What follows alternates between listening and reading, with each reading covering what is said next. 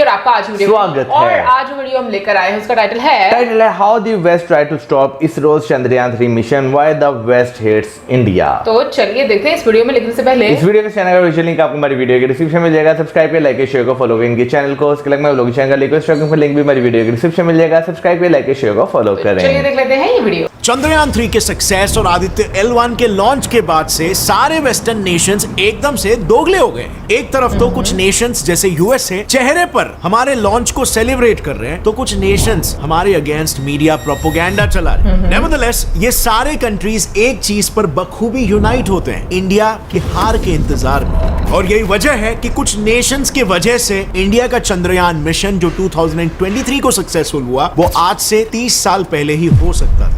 And no, I'm not even exaggerating, क्योंकि हमारे पास इस बात को प्रूफ करने के लिए CIA और हमारे खुद के इंटेलिजेंस ब्यूरो के डायरेक्ट लिंक्स हैं। And not just USA, हमारे पास चाइना के भी डायरेक्ट लिंक्स है, ये प्रूफ करते हुए कि चाइना ने इंडिया के इन्यूमरस स्पेस मिशंस पर साइबर अटैक्स करके उन्हें स्टॉप करवाया है। अब गाइस, ये सारी बातें एक आम भारतीय नागरिक को मालूम होना चाहिए, ताकि आप लोग को भी ये मालूम पड़े कि इसरो ने इस मिशन को किस ऑड्स के अगेंस्ट सक्सेसफुली एग्जीक्यूट किया है। So let's first start with our friend America's CIA's role in delaying Chandrayaan. देखो, आज के तारीख में जिस C-20 रॉकेट से चंद्रयान 3 ने टेक ऑफ किया है, वो क्रायोजेनिक इंजन से बना हुआ है। क्रायोजेनिक इंजन्स इसीलिए इंपॉर्टेंट है क्योंकि ये इंजन लिक्विड ऑक्सीजन को एज एन ऑक्सीडाइजर और लिक्विड हाइड्रोजन को एज अ फ्यूल यूज करता है। ये दोनों भी फ्यूल्स लाइटर इन नेचर होने की वजह से कम फ्यूल में हैवी पेलोड कैरिंग कैपेबिलिटीज रखते हैं, जिससे कि रॉकेट्स लंबे डिस्टेंस तक ट्रैवल कर सकते हैं। सो एग्जैक्टली यही कैपेबिलिटीज इंडिया को ना मिले, इसके लिए 1992 में यूएसए ने सबसे पहले हम पर सैंक्शंस इंपोज किए। अब इसके पीछे का मकसद क्या था, आपको बहुत ही जल्द समझ में आएगा, और आपको यह भी समझ में आएगा कि ऐसे वक्त में रशिया ने हमारा ज्यादा साथ दिया है और बहुत ही अच्छे तरीके से हमारा साथ दिया था। सो एनीवे, कंटिन्यू करते यूएसए का कारनामा। सो सैंक्शंस लगाने के बाद भी काम नहीं बना, क्योंकि इंडिया तो रुकने वालों में से नहीं था, तो यूएसए ने अपने CIA को एक कोवर्ट ऑपरेशन में बिठाया, ये मेक श्योर करने के लिए कि हमें वो इंजन्स किसी दूसरे कंट्री से भी ना मिले। अब जस्ट वेट ओवर हियर, मैं डिटेल में प्रूफ के साथ बताता हूं। तो हुआ कुछ यूं कि इसरो ने क्रायोजेनिक इंजन्स को इंपोर्ट करने का फैसला कर लिया था। साल 1988 में इंडिया को यूएस ने अपने क्रायोजेनिक इंजन्स बनाने वाली कंपनी जनरल डायनामिक्स के थ्रू RL-10 नाम की क्रायोजेनिक इंजन को परचेस करने की एक डील ऑफर की थी, बट ये डील 6,617 करोड़ रुपीस की थी, जिसमें कोई ट्रांसफर ऑफ टेक्नोलॉजी भी शामिल नहीं था। ऑल्सो उसी साल फ्रांस की भी एक कंपनी एरियान स्पेस ने भी हमें HM7 क्रायोजेनिक इंजन का ऑफर किया था विद लिमिटेड टेक्नोलॉजी ट्रांसफर, लेकिन इस डील के लिए तो उन्होंने 9,951 करोड़ देने वाली बातें। फॉर्चुनेटली अगले ही साल 1989 में रशिया की ग्लैव कॉस्मोस कंपनी, जो कि रॉसकॉस्मोस यानी रशियन स्पेस एजेंसी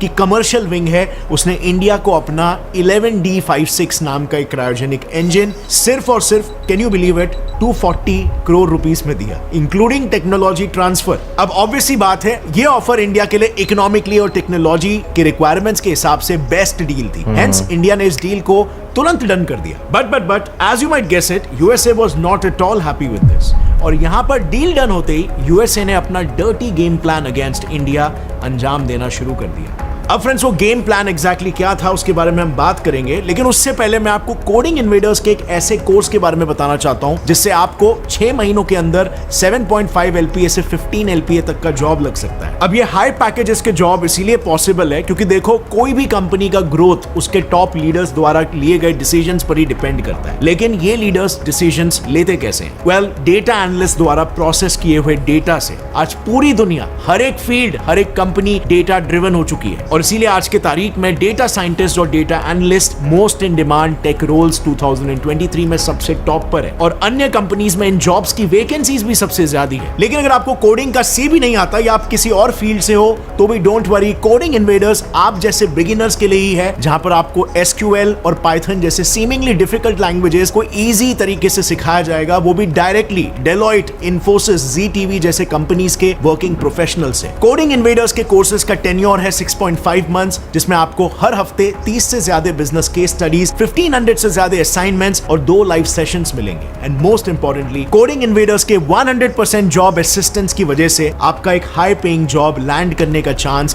काफी ज्यादा बढ़ जाता है। इनफैक्ट इन्होंने अब तक 300 प्लस हायरिंग पार्टनर्स के थ्रू 20,000 प्लस कैंडिडेट्स को 7.5 LPA से 15 lakhs per annum की पैकेजेस वाली जॉब दिलाई है। So go kick start your career, link description में है। Use my coupon code GET27 और पाओ 27% डिस्काउंट डेटा एनालिटिक्स के कोर्स पर। अब चलो समझते हैं कि यूएसए ने कैसे CIA का इस्तेमाल करके इसरो के प्रोजेक्ट्स को रुकाने की कोशिश की। सो यूएस की बात नहीं मानने की वजह से उसने 1992 में ही इंडिया के इसरो और रशिया के ग्लैव कॉस्मोस के ऊपर सैंक्शंस लगा दिए। वो भी ये कहकर कि इंडिया और न्यूली फॉर्म्ड रशिया ये दोनों MTCR यानी कि मिसाइल टेक्नोलॉजी कंट्रोल रेजिम का मेंबर नहीं है और इसीलिए क्रायोजेनिक इंजन जैसी डील नहीं कर सकते। See the level of hypocrisy. जब इंडिया यूएसए से क्रायोजेनिक इंजन ले रहा था तब ये MTCR का वायलेशन नहीं था, बट जैसे ही रशिया पिक्चर में आ गया और हमने उससे डील की तब हम पर सैंक्शंस लगा दिए। ऑल्सो इंटरेस्टिंगली उस टाइम पर तो 1992 में ही current US president Joe Biden ने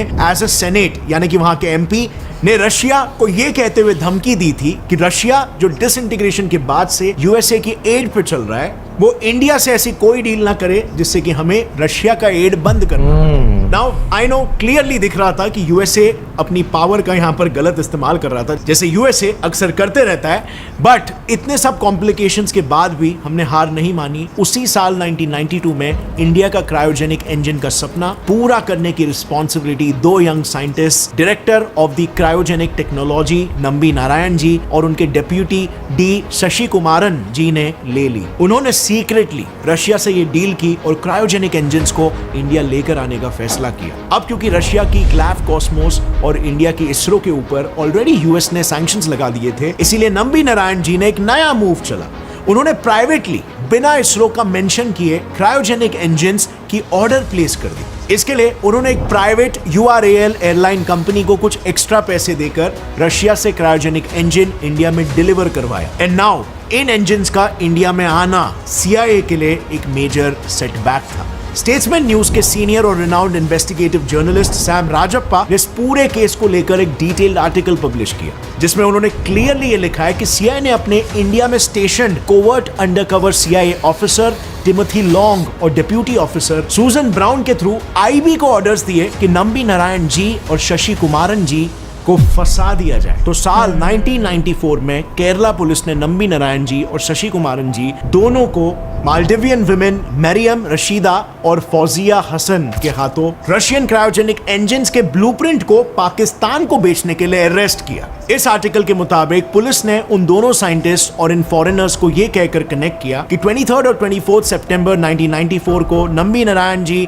और शशि कुमारन जी इसरो से लीव लेकर इन दोनों फॉरेनर लेडीज के साथ मिले और उनको लिक्विड प्रोपल्शन सिस्टम सेंटर दिखाया और फिर वहां से वो लोग अरुविकारा डैम पिकनिक पर भी गए। नाउ ये बात एक कंप्लीट झूठ थी, क्योंकि ऑफिशियल रिकॉर्ड्स के हिसाब से दोनों साइंटिस्ट उस वक्त उस दिन ड्यूटी पर थे। और असल में ये पूरा मुद्दा ये था कि रशीदा और फौजिया को इसमें इसीलिए फंसाया गया था क्योंकि जब वो वीजा रिन्यूअल के लिए फॉरेनर्स रजिस्ट्रेशन डिपार्टमेंट गए थे तभी उन्होंने वहां के एक इंस्पेक्टर विजयन के सेक्सुअल फेवर्स को मना कर दिया था और इसीलिए इंस्पेक्टर विजयन ने उन्हें इलीगल ओवरस्टे के केस में फंसा दिया। और जब ये केस चल ही रहा था तब इंस्पेक्टर विजयन को IB से ऑर्डर्स मिले कि नंबी नारायण और शशि कुमारन को इन मालदीवियन लेडीज के साथ कनेक्ट करके बता दो। तो द स्टेट्समैन न्यूज के मुताबिक IB को साइंटिस्टों को फंसाने के ऑर्डर्स CIA ने दिए थे और इसके लिए उन्होंने 2 बड़े ऑफिसर्स मेसर्स धार और सहगल को हेवीली ब्राइब किया। रिपोर्ट्स के अनुसार इस काम के लिए दोनों ऑफिसर्स को दिल्ली के एम्बेसडर होटल के बाहर पैसों से बड़े पैकेट्स दिए जाते थे और रिपोर्ट में यह भी लिखा था कि साइंटिस्ट के खिलाफ प्लान एग्जीक्यूट करने के लिए IB ऑफिसर सहगल ने CIA India chief Timothy long के साथ कई सारे सीक्रेट मीटिंग्स भी कंडक्ट किए थे। तो बेसिकली केरला पुलिस ने IB के ऑर्डर्स पर साइंटिस्ट्स और मालदीवियन लेडीज को फंसाया था और IB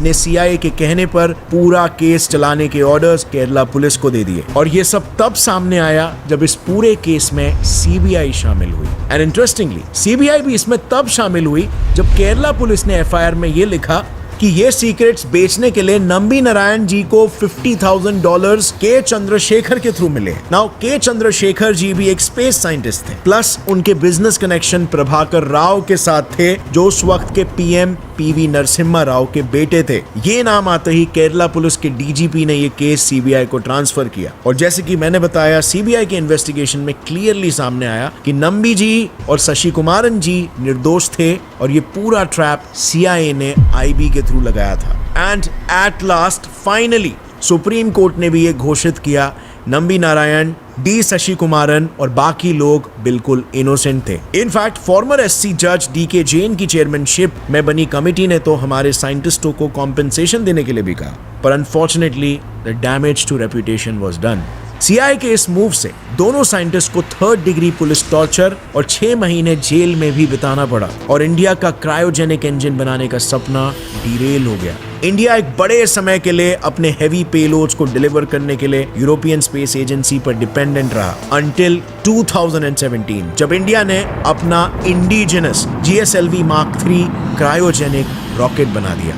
लेकिन फ्रेंड्स, इसरो पर यह हुआ इकलौता अटैक नहीं है। चाइना भी इसरो को काफी समय से टारगेट कर रहा है। आज से 4 साल पहले चंद्रयान 2 लॉन्च होने के कुछ दिन पहले ही इसरो के सिस्टम्स को एक फिशिंग वायरस से लोडेड मेल आया, और उस मेल को कुछ एम्प्लॉइज ने गलती से ओपन कर लिया। इससे उस वायरस ने कुछ समय के लिए इसरो के सिस्टम्स का कंट्रोल हैकर्स के हाथों भेज दिया। अब वैसे तो ये वायरस नॉर्थ कोरिया के स्टेट स्पॉन्सर्ड लजारस हैकर्स ने भेजा था, but as we all know, North Korea को चाइना का ही एक पपेट स्टेट कहा जाता है, और इसीलिए एक्सपर्ट्स के मुताबिक इस सब के पीछे चाइना का हाथ हो सकता है। Now coming from ISRO itself, इस साइबर अटैक को उन्होंने खुद भी एक्सेप्ट किया, लेकिन उन्होंने ये कहा कि इस अटैक से उनका कोई भी डेटा कॉम्प्रोमाइज नहीं हुआ, और चंद्रयान 2 के फेलियर में इसका कोई हाथ नहीं था। बट फिर भी कई एक्सपर्ट्स का ऐसा मानना है कि बिल्कुल हो सकता है कि चंद्रयान 2 के फेलियर के पीछे कहीं ना कहीं इस वायरस का हाथ हो सकता है। पर चलो, ये अटैक तो फिर भी पोटेंशियली चाइना का एक इनडायरेक्ट अटैक था। पर हमारे इसरो के कमर्शियल स्पेस कंपनीज एंट्रिक्स और आयन स्पेस रजिस्टर्ड स्टार्टअप्स पर तो चाइना ने डायरेक्ट साइबर अटैक्स किए हैं। सो हुआ ये, जुलाई 2015 को एंट्रिक्स का वेबसाइट हैक हो गया, और उस पर अचानक से चाइनीज एडवर्टाइजमेंट्स प्ले होने लग गए। हालांकि इंडियन साइबर एक्सपर्ट्स ने वेबसाइट को हाफ डे में ही रिकवर कर लिया, पर यह इंडिया के लिए एक बहुत ही बड़ी कंसर्न की बात थी। ये इंसिडेंट एंट्रिक्स के 5 ब्रिटिश सैटेलाइट्स को लॉन्च करने के जस्ट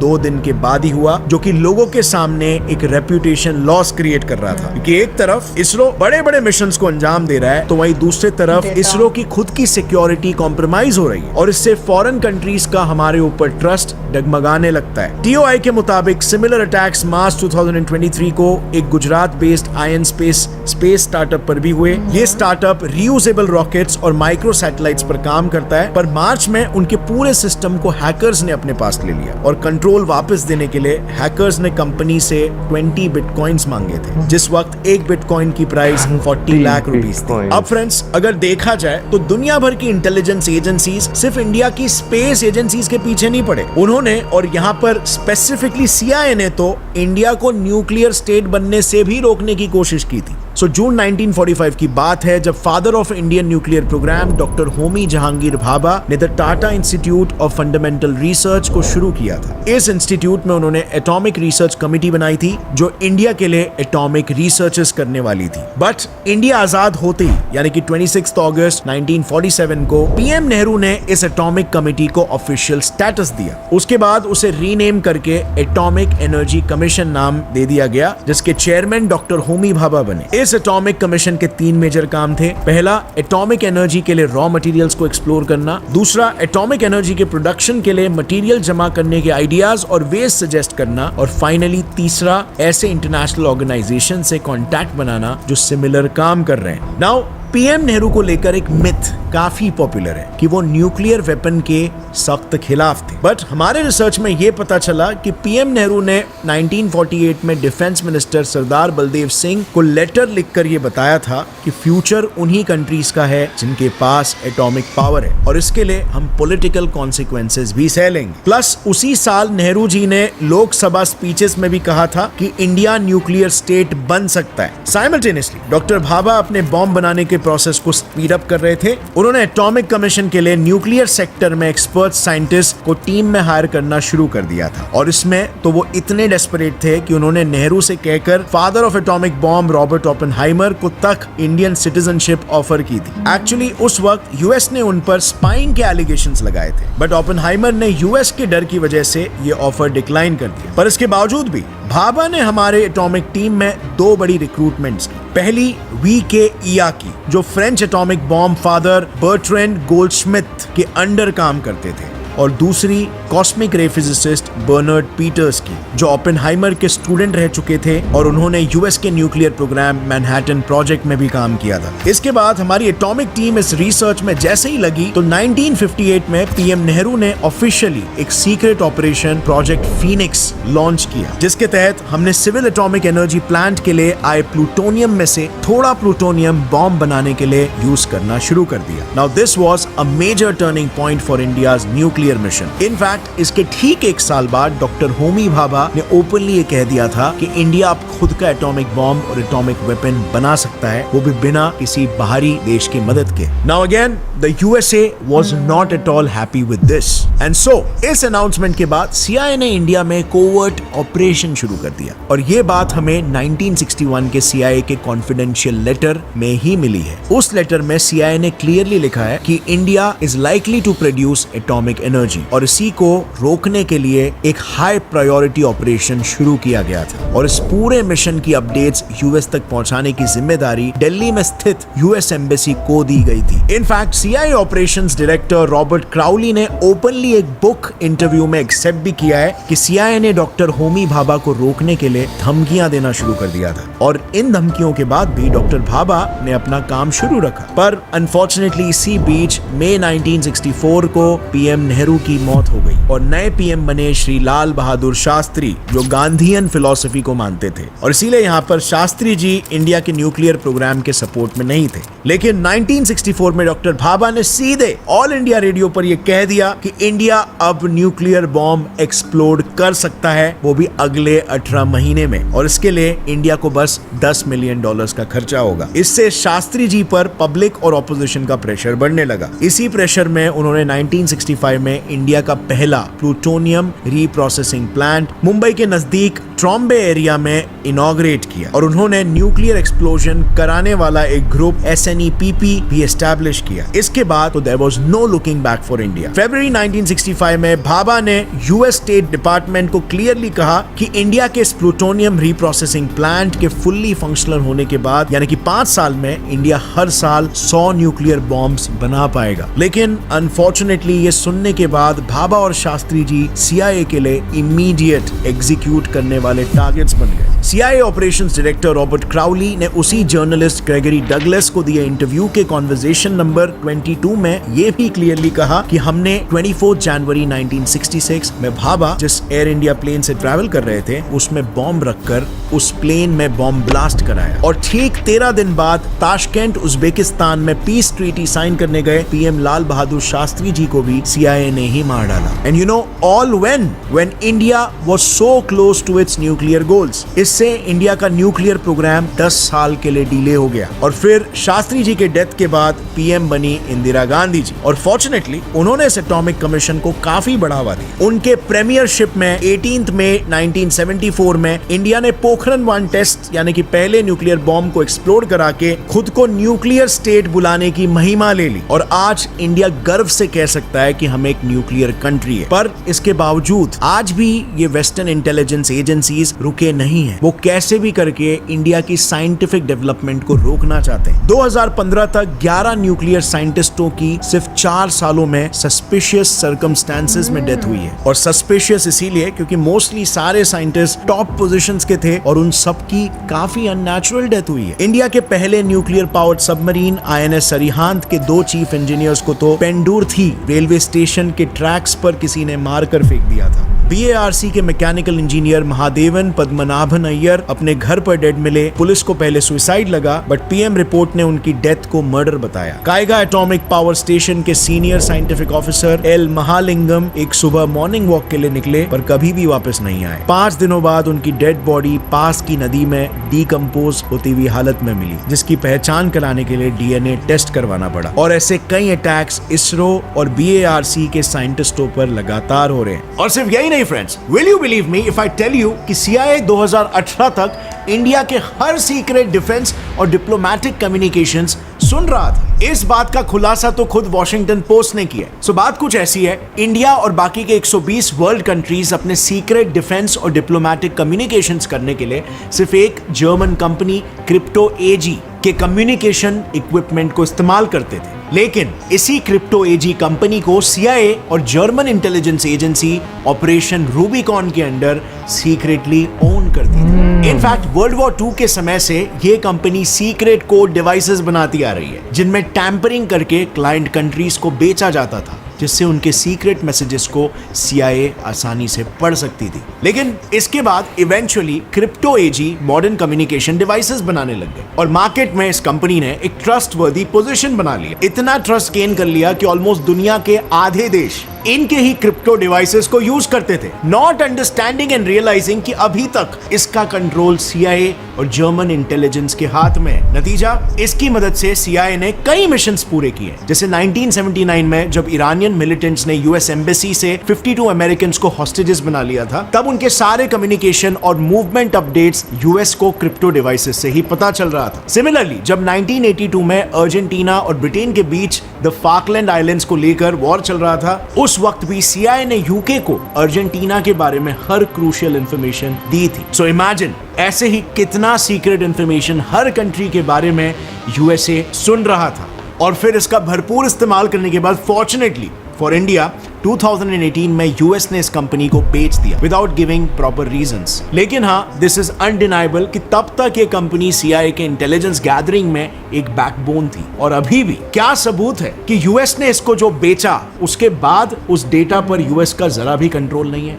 ऐसा भी तो हो सकता है कि US की कोई चाल है दुनिया के आंखों में धूल झोंकने की। सो फ्रेंड्स, यहाँ पर मेरा कहना बिल्कुल सिंपल है, ये कंट्रीज इंडिया के साइंटिफिक डेवलपमेंट के पीछे इसीलिए पड़े हैं क्योंकि पहला रीजन तो ये है कि ये इंडिया को अपने टेक्नोलॉजी, अपने साइंस के पीछे डिपेंडेंट रखना चाहते हैं और बहुत ही ज्यादा अमाउंट चार्ज करना चाहते हैं अपनी टेक्नोलॉजी ट्रांसफर के लिए। सो बेसिकली इन लोग इंडिया को कंज्यूमर बनाए रखना चाहते हैं बिकॉज इसमें इनका फायदा है। बट ये क्लियरली देख सकते हैं कि इंडिया को कंज्यूमर नहीं रहना है, बल्कि इंडिया को इनोवेटर बनना है। और ये कंट्रीज इंडिया का पोटेंशियल जानती है क्योंकि यहां पर जिस स्पीड से साइंस और टेक्नोलॉजी बढ़ रहा है, ये क्लियरली एग्जिस्टिंग वर्ल्ड ऑर्डर के लिए एक चैलेंज है। और टॉप कंट्रीज कभी नहीं चाहते कि उनके हाथ से ये टेक्नोलॉजिकल डोमिनेंस छूटे। अब इंडिया जो कि एक थर्ड वर्ल्ड कंट्री है, वो कैसे टेक्नोलॉजी में तेज गति से एडवांस कर रही है, उसके एग्जाम्पल के लिए आप US के साथ ही कंपेयर कर लो। एस्ट्रा रॉकेट US का जो पिछले साल में 2 बार फेल हुआ और उसकी वजह से नासा अपने सैटेलाइट्स ऑर्बिट तक भी नहीं पहुंचा पाए,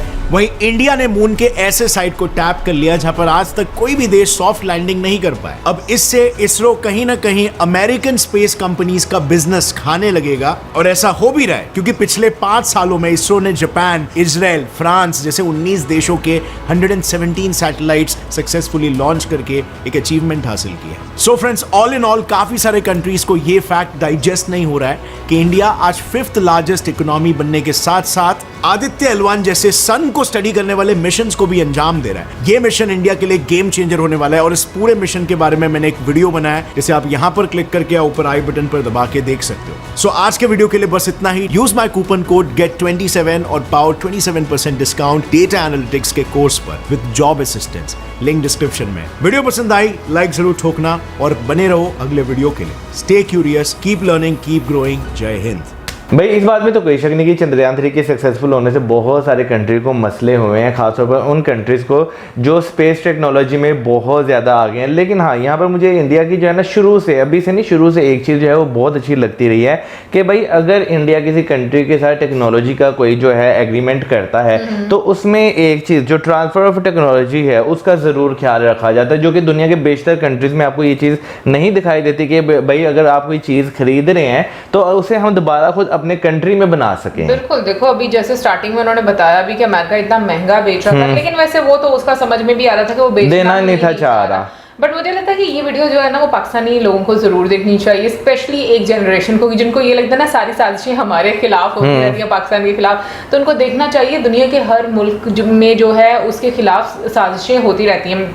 खैर अगर वीडियो की हम बात करें तो इसमें तो कोई शक नहीं है कि एक कंपटीशन इसरो लेकर आया है स्पेस की दुनिया में, और बहुत सारी जो स्पेस एजेंसीज हैं, जो बड़ी बड़ी स्पेस एजेंसी हैं, उनके बिजनेस को भी फ़र्क पड़ेगा। और क्योंकि इसरो की खासियत है कि वो काफ़ी लो कॉस्ट में आपको अच्छी सर्विसेज देता है, तो उससे डेफिनेटली एक कंपटीशन भी आ गया। और उसके साथ साथ अगर आप अगेन मुंह पर अगर कह रहे हो कि बहुत अच्छा हुआ, तो कहीं ना कहीं पर एक राइवलरी भी आ जाती है। बाकी मैं ये ज़रूर बोलूँगी कि वेस्ट को लेकर डेफिनेटली आपको शुरू से ये चीजें देखने को मिलती हैं, बट आज की वीडियो ऐसी थी ना, मुझे ऐसा लग रहा था मैं कोई मूवी देख रही हूँ। जिस तरीके से हम लोग इंसिडेंट्स देख रहे थे, नंबी नारायण जी के बारे में हमने वीडियो देखी थी, बिल्कुल, लेकिन मुझे ना देखकर बड़ा दुख हो रहा था कि किस तरीके से सिर्फ अपने पर्सनल बेनिफिट के लिए आप इतने अच्छे अच्छे लोगों का आप कह लो कि एक करियर ख़त्म कर देते हो, उनकी पर्सनल लाइफ में उनको इतना ज़्यादा तंग कर देते हो। लेकिन फिर प्रॉब्लम ये भी आ जाती है कि हमारे अपने जब साथ में इन्वॉल्व हो जाते हैं ना, तो प्रॉब्लम काफ़ी ज़्यादा वो बढ़ जाती है, और ऐसे लोगों के लिए आसानी काफ़ी ज़्यादा पैदा हो जाती है। क्योंकि जब हम लोगों ने होमी भाभा वाली भी वेब सीरीज देखी थी, तो उसमें भी आपको यही चीज़ नज़र आती थी कि किस तरीके से वेस्ट जो है वो इन्वॉल्व हो गया और उसकी इनसिक्योरिटी सामने आना शुरू हो गई। यार देखें, कल हमने जब वीडियो देखी थी उसमें मैंने एक बात कही थी कि आपको जो ना जो साजिशों की जो बात हो रही थी, तो आपको बैरूनी साजिशों से इतना खतरा नहीं होता अनटिल अनलेस आपके अंदर से लोग जो हैं उनके साथ ना मिल जाएं, तब आपको जो है ज़्यादा प्रॉब्लम्स जो है वो देखने को मिलती है। अभी जैसे जो है नबी नारायण जी की बात की जाए, उनके साथ जो बाकी जितने भी साइंटिस्ट जिनकी डेथ हुई अभी तक, या क्या नाम लेते हैं, जिन्हें अगवा कर लिया गया, तो अगर देखा जाए ये करने वाले आपके अंदर के ही लोग होते हैं। बाहर से सिर्फ बैठ कर वो ऑर्डर दे सकते हैं कि भाई आपने ये करना है, ये करना है, वो खुद आकर कुछ नहीं कर सकते। लेकिन जो आपके अंदर के लोग हैं ना, वो बहुत ज़्यादा मसला जो है वो क्रिएट करते हैं। इससे ऐसे चीज़ों से जो है ना भाई कोई शक नहीं, आपके साइंटिस्ट जिन पर ये गुजर रही थी वो तो इम्पैक्ट होते ही होते हैं, लेकिन उसके साथ साथ जो है ना भाई जो न्यू जनरेशन आगे से जो वो आना चाहते हैं वो भी बहुत ज़्यादा इम्पैक्ट जो है वो होती है। लेकिन जो है एक चीज़ इंडिया की जो मैं देखता हूँ कि भाई इंडिया में सीबीआई जो है ना, जब किसी चीज़ में डायरेक्ट इन्वॉल्व हो जाती है तो काफ़ी ज़्यादा क्लैरिटीज़ जो हैं आपको उसमें जो है वो देखने को मिलती है, क्योंकि सीबीआई जो है वो इंडिया में डायरेक्ट सेंटर के अंदर आती है। तो देखा जाए तो मेरा ख्याल है कि ये एक इंडिया के पास ऐसा इदारा है जो कि काफ़ी अच्छे तरीके से काम करता है। लेकिन इसके साथ साथ मुझे उनके जो मैं कहूँगी कि कोर्ट का जो सिस्टम है, जो मतलब वहाँ पर जब बड़े बड़े लोगों के जाते हैं मतलब केस फाइल किए जाते हैं, तो मतलब आप देखो बड़े से बड़ा मुद्दा भी हमें नजर आता है कि काफी ज्यादा डिटेल में और फैक्ट्स को सामने रखकर वो लोग अपना डिसीजन लेते हैं। हालांकि मुझे लगता है कि जैसे मौसम ने बात की कि आपके अंदर के लोग जब मिल जाते हैं तो ज्यादा प्रॉब्लम होती है। सो मुझे ऐसा लगता है कि ऐसे लोगों को ये चीज भी सोचनी चाहिए कि आपकी कंट्री के रिसोर्सेज कितने वेस्ट हो रहे हैं, पैसा वेस्ट हो रहा है, टाइम वेस्ट हो रहा है। आप बहुत सारे नए लोगों को एक डीमोटिवेट कर रहे हो कि अगर आप इस फील्ड में आओगे तो आपके साथ ऐसी ऐसी चीज़ें भी हो सकती हैं। बट एक चीज़ की मैं ज़रूर तारीफ करना चाहूँगी, वो इंडियन लीडरशिप की, कि मतलब थ्रू आउट आप ये देखते आओ कि इंडियन लीडरशिप ऐसी मिली है जो कि सपोर्ट करती आई है और इसकी इंपॉर्टेंस को कहीं ना कहीं पर समझती है। भाई देखें, जहाँ पे आपने लोगों की बात की है ना, वहाँ पे मैं एक चीज़ कहना चाहूँगा कि ऐसे लोगों को जो है ना कौमी खजाने से नहीं बल्कि अपने पर्सनल खजाने जो है वो ज़्यादा फेवरेबल जो है वो नज़र आते हैं कि भाई उनका पर्सनल बैंक अकाउंट जो है वो हरा भरा होना चाहिए।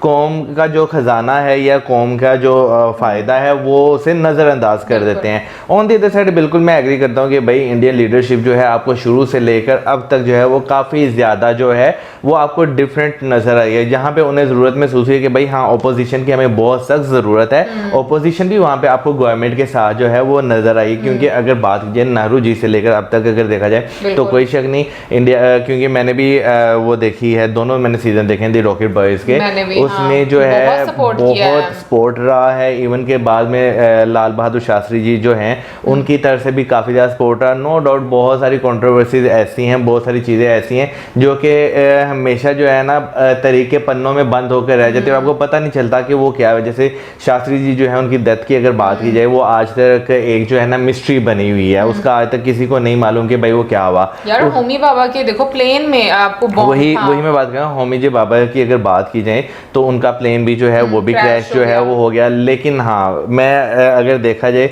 तो भाई इंदिरा गांधी जी जो है, क्योंकि इंडिया की फर्स्ट लेडी प्राइम मिनिस्टर थी, तो भाई कोई शक नहीं, उन्होंने एक ऐसा काम किया जो न्यूक्लियर टेस्ट इंडिया में उन्होंने करवाए, वो उसके लिए मेरा ख्याल है बहुत हिम्मत भी चाहिए थी। और क्योंकि उनका जो है अभी पॉलिटिक्स में नया उस टाइम एक्सपीरियंस था, तो उन्होंने यानी कि कदम नया रखा था, तो वाकई उन्होंने जो वो काम किया वो बहुत सारे लोग जो हैं शायद ना कर पाते। लेकिन देखो रॉकेट बॉय में हमने ये जरूर देखा था कि वो अपने फादर के साथ, मतलब उनकी पॉलिटिक्स में एक तरह से आप कह लो कि एंट्री या रुचि हमें देखने को मिलती थी। सो नो डाउट मैं ये बात जरूर बोलूंगी कि उनके बारे में जितना भी सुना है काफी अच्छा सुना है कि बहुत ब्रेव लेडी थी और बड़े उन्होंने मतलब ऐसे स्टेप्स लिए जो कि कंट्री की बेटरमेंट के लिए भी थे।